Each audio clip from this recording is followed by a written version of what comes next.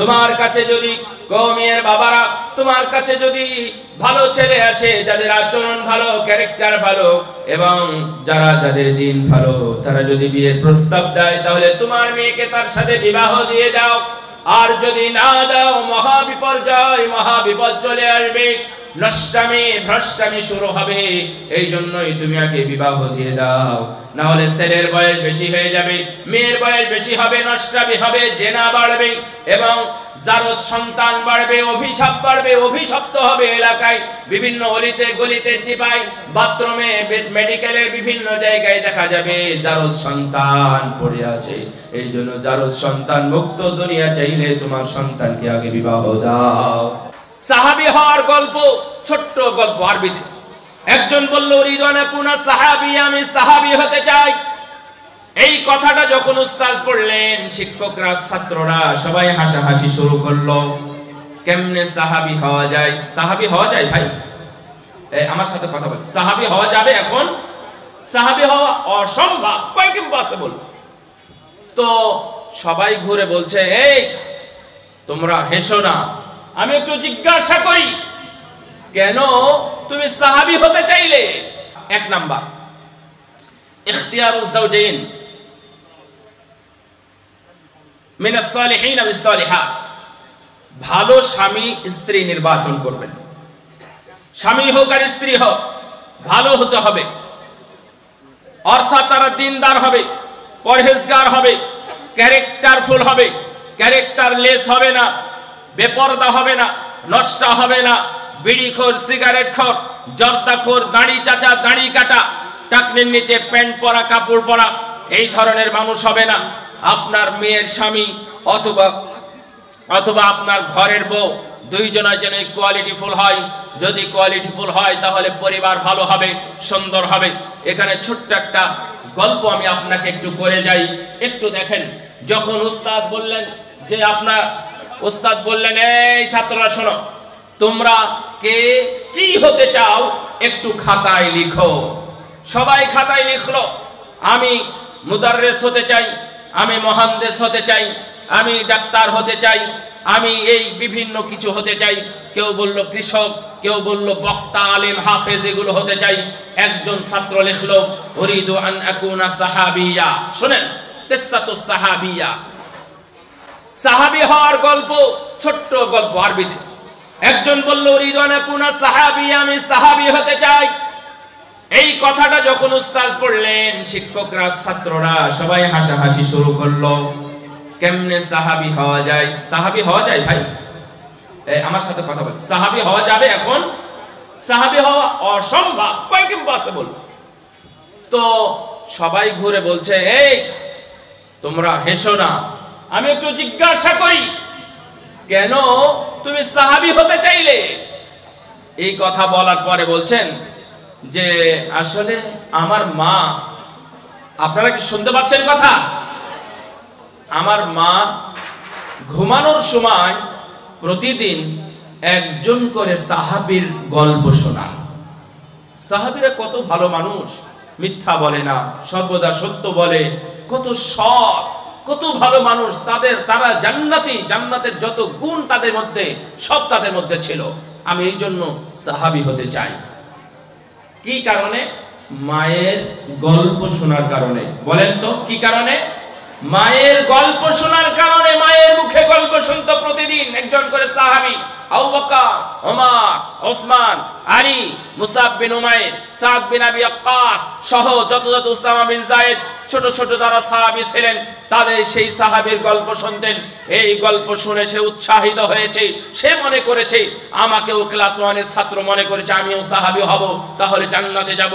এই কথা শোনার পরে উস্তাদ তার চোখের পানি ফেলে দিয়ে টস টস করে চোখের পানি পড়তেছে আর বলতেছে, আহারে কতই সুন্দরী তুই মা পেয়েছিস রে। তোর মতো মা যদি প্রতিটা ঘরে ঘরে থাকতো, তাহলে আজকে আমরা সাহাবীদের যুগ না পেলেও সাহাবীদের আদর্শের যুগ আমরা ঠিকই পেতাম। সুবহানাল্লাহ। আজকে আমাদের ঘরে ঘরে ঠাকুমার ঝুলির গল্প পাওয়া যায়। আজকে আমাদের ঘরে ঘরে জাদুর কাঠির গল্প শোনা যায়। আজকে আমাদের ঘরে ঘরে ফজার গল্প শোনা যায়, আজকে আমাদের ঘরে ঘরে শিবা, মোটু বা পাতলুর গল্প শোনা যায়, কিন্তু সাহাবীর গল্প আজকে পাওয়া যায় না। তার কারণ আপনারা ভালো মা আপনার বাড়িতে নিয়ে আসতে পারেন নাই। অনুরূপ ভাবে আপনার মেয়ে ভালো ছিল, কিন্তু ভালো ছেলের কাছে দিতে পারেন না, কারণ ওই ছেলে বিড়ি সিগারেট খায়, সরকারি চাকরি করে, ওই ছেলে মদ খায়, ওই ছেলে খারাপ, ওই ছেলে বেনামাজি। বেনামাজির কাছে আপনার মেয়ে দেওয়ার কারণে পরবর্তী সন্তানগুলো ভালো হচ্ছে না। এই জন্য 1 নাম্বার খেয়াল রাখবেন, ইখতিয়ার আজ-যাওজাইন, ভালো স্বামী এবং স্ত্রী নির্বাচন করা। আমার নবী বলেছেন, ইযা জা আহাদাকুম মিম্মান তারদাউনা দীনাহু إذا جاء أحدكم ممن ترضون دينه وخلقه فزوجوه। তোমার কাছে যদি কওমের বাবারা, তোমার কাছে যদি ভালো ছেলে আসে, যাদের আচরণ ভালো, ক্যারেক্টার ভালো এবং যাদের দিন ভালো, তারা যদি বিয়ের প্রস্তাব দেয়, তাহলে তোমার মেয়েকে তার সাথে বিবাহ দিয়ে দাও। আর যদি না দাও, মহাবিপর্যয়, মহাবিপদ চলে আসবে, নষ্টামি ভ্রষ্টামি শুরু হবে। এই জন্যই তুমি আগে বিবাহ দিয়ে দাও, না হলে ছেলের বয়স বেশি হয়ে যাবে, মেয়ের বয়স বেশি হবে, নষ্টামি হবে, জেনা বাড়বে এবং জারজ সন্তান বাড়বে, অভিশাপ বাড়বে, অভিশপ্ত হবে এলাকায়। বিভিন্ন অলিতে গলিতে চিপাই বাথরুমে মেডিকেলের বিভিন্ন জায়গায় দেখা যাবে জারজ সন্তান পড়ে আছে। এই জন্য জারজ সন্তান মুক্ত দুনিয়া চাইলে তোমার সন্তানকে আগে বিবাহ দাও। সম্মানিত উপস্থিতি,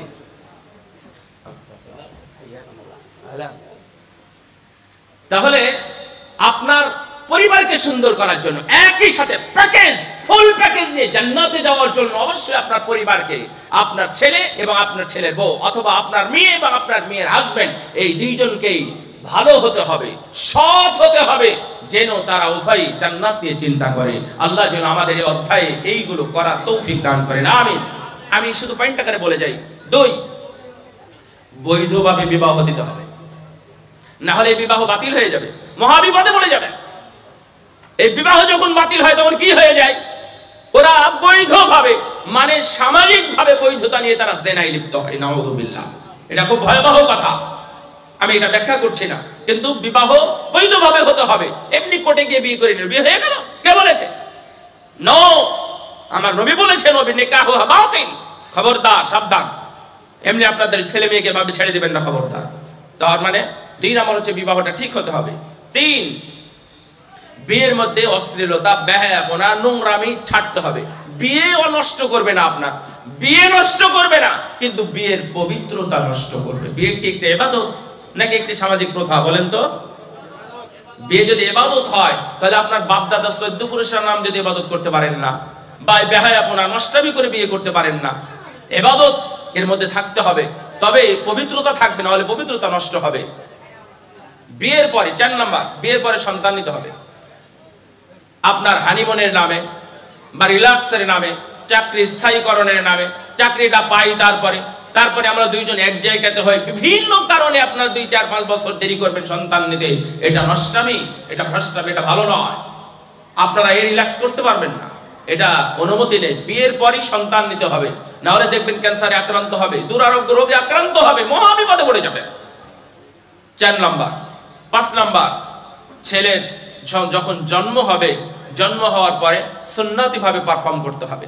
7ম দিনে আকিকা দেওয়া সম্ভবপর, 7ম দিনে ছেলে হলে মাথার চুলগুলো কেটে দেওয়া, মেয়ে হলে কাটার দরকার নাই। তারপরে তার একটা ভালো নাম রাখা, যেন সামাজিক ভাবে একটা মানে প্রভাব থাকে। নামের যেহেতু একটা প্রভাব আছে, নামের প্রভাব আছে, নাম রাখবেন পচা, ও পুষবে, ভালো হবে না। এজন্য সাবধান, ভালো নাম রাখতে হবে। আর আমি বলেছিলাম কি 6 নাম্বার, খুব গুরুত্বপূর্ণ, এটাই হচ্ছে মূল বিষয়, শিক্ষা দেওয়া। হিদনুল উম্মাহাত হিয়াল মাদ্রাসাতু লিল বানিন ওয়াল বানাত। অনেক বিদ্বান এখানে বলে গেছে, বিশেষ করে আহমদ শৌকী সহ অনেকে এর পক্ষে দলিল আছে, কথা আছে, বক্তব্য আছে। হিদনুল উম্মাহাত হিয়াল মাদ্রাসাতু লিল বানিন ওয়াল বানাত। মায়ের কোল, বাবার কোলই হচ্ছে সন্তানের সবচেয়ে বড় বিদ্যাপীঠ, সবচেয়ে বড় বিশ্ববিদ্যালয়। তার মানে মায়ের কোলে কি শিখবে, এটা প্রতিফলন হবে তার প্রতিষ্ঠানে গিয়ে। সন্তানকে শিক্ষা দিতে হবে। ভাই, আপনি যদি বাম হাতে খাওয়া শেখান, ও স্কুলে পড়ে, কলেজে পড়ে, বিশ্ববিদ্যালয় শেষ করে এসে ও বাম হাতে খাওয়া ছাড়তে পারবে না। আপনাকে ডান হাতে খাওয়াতে হবে। ডান কাতে শোয়াতে হবে, বিসমিল্লাহ বলা শেখাতে হবে, বিসমিল্লাহ বলে খাওয়া শেখাতে হবে, না হলে শয়তান ঢুকবে, শয়তান প্রবেশ করবে। এবং সালাম দেওয়া শেখাতে হবে, সালামের প্রচলন, সালামের পদ্ধতি সবগুলো শেখাতে হবে। আর বিদআত, শিরক এগুলো কোনোভাবে অ্যালাউ করা যাবে না, দরকার নেই। আপনার সন্তানকে যখন শিক্ষা দিবেন কো এডুকেশন চলবে না, নচলাও, এটা এলাও নাই। আপনি এডুকেশনে যাচ্ছেন, কো এডুকেশনে যাচ্ছেন, ছেলে মেয়ে কি শিখবে? আমি 2023 সালে একটা করেছিলাম, কালেকশন করেছিলাম, প্রায় 16টা কালেকশন আছে আমার কাছে, আমার মোবাইলের মধ্যে আছে। জাতীয় পত্রিকা এবং টিভিতে যেগুলো প্রচার হয়েছে এরকম 16টা কালেকশন আছে, যারা কো এডুকেশন করতে গিয়ে দুই একটা এমনি বলি যে ক্লাস 6 এর মেয়ে এবং ক্লাস 9 এর ছেলে উভয়ে আত্মহত্যা করতে গেছে বিয়ে না দিলে।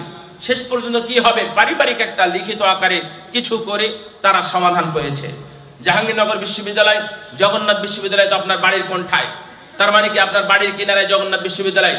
এখানকার 3টা রিপোর্ট জাতীয় পত্রিকায় প্রথম আলোয় রিপোর্ট প্রকাশ আছে যে ছাত্রী এবং শিক্ষক, ম্যাডাম এবং ছাত্র, তাদের মধ্যে অবৈধ সম্পর্ক, বিবাহের দাবিতে শিক্ষকের বাড়িতে ছাত্রী গিয়ে হাজির। তারপরে কোশ্চিন প্রচারণা, পরে কোশ্চিন ফাঁস হয়েছে। কেন? প্রেমের কারণে হয়েছে।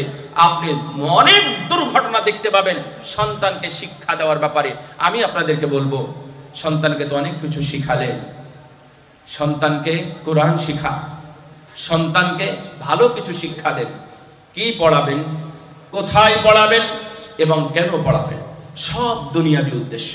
কেন চার্টার্ড অ্যাকাউন্টিং পড়ান? ভালো চাকরি হবে। কেন ইংরেজি বিভাগে পড়ান? ভালো চাকরি হবে। কেন গণিতে পড়ান? আরে চাকরি না হলে প্রাইভেট পড়িয়ে খেতে পারবে। কেন আপনি সায়েন্স পড়ান? আরে এতে ভালো চাকরি আছে। কেন আপনি অ্যাকাউন্টিং করান? কেন আপনি অর্থনীতিতে পড়ান? কেন আপনি এগুলোতে পড়ান? সব কারণ হলো দুনিয়া। কেন? আখিরাতের উদ্দেশ্যে কোনো পড়া নাই, শোনা নাই? আল্লাহ বলেছেন ইকরা বিসমি রাব্বিকাল্লাযী খালাক, পড়ো তোমার প্রভুর নামে।